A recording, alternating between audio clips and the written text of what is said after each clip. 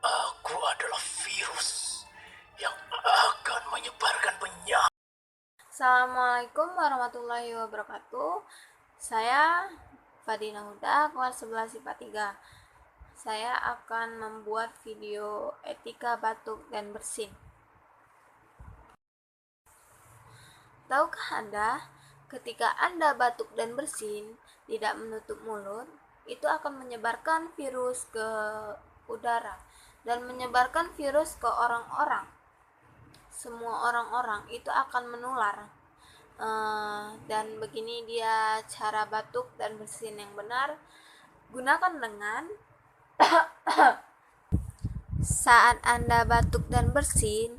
Gunakan tisu untuk menutup mulut dan hidung.